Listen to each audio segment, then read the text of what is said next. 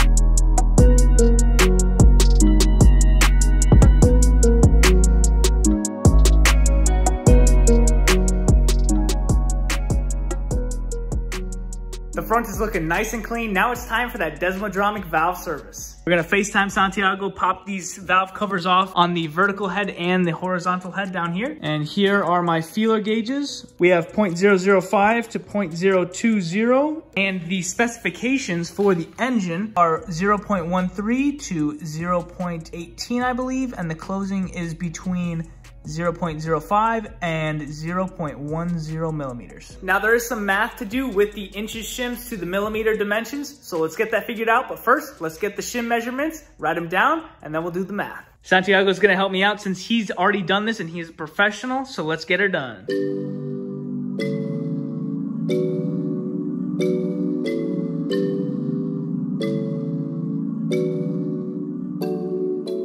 Took the belt tensioners off. Now we're gonna slip these belts out. And Santiago said I should mark these. And I marked the belts on the cam lobes and the case.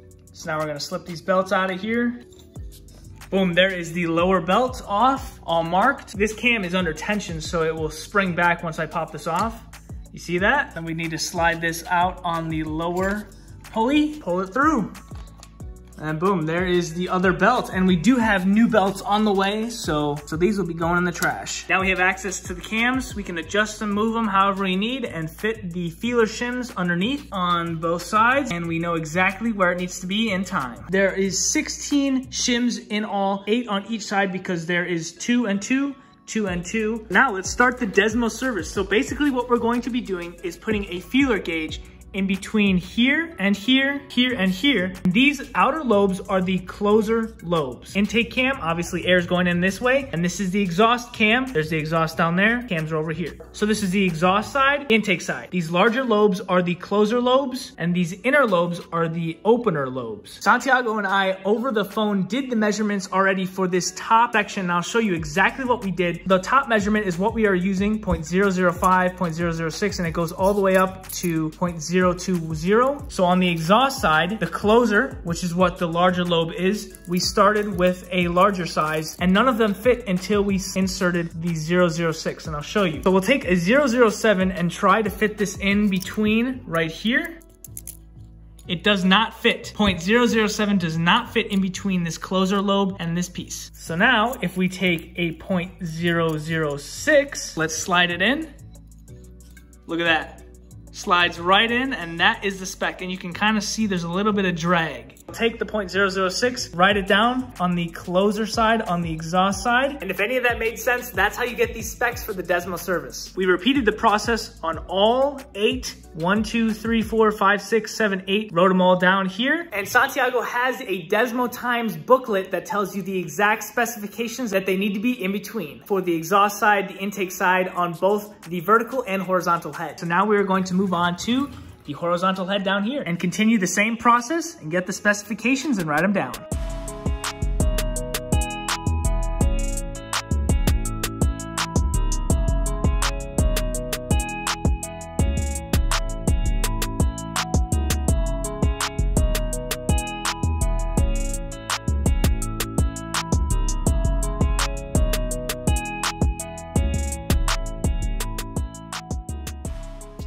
So the desmodromic valve service specs are in. Santiago and I just did the horizontal head down here. E is for exhaust, which is actually on the bottom, and I is for intake, which is on the top here. They are backwards, and it's this section right here. As you can see, all the tolerances are in spec. Now the vertical head had identical closers and openers on both sides, the intake and the exhaust side. Interestingly enough, on the horizontal head, on the exhaust side, which is this side down here, it had .005 and .004. On these two lobes, the closer and the opener is smaller, the closer is larger with the holes in it. Now, if you take a look at the other side, on the same camshaft, those specs were 005 and 006, so 0.001 degree greater. Now, this actually doesn't matter. You want a tighter specification. The larger the specification is when you need to start adding shims. If that made any sense, essentially what I'm saying is the tighter the tolerance, the better. That means that the engine is healthy and everything has less wear on it. There's a .05 on this top lobe. That's exactly what we had over here. And Santiago has already done this on his Ducati 848 Evo, so it was a piece of cake. So big shout out to him. Everything is in spec according to the booklet.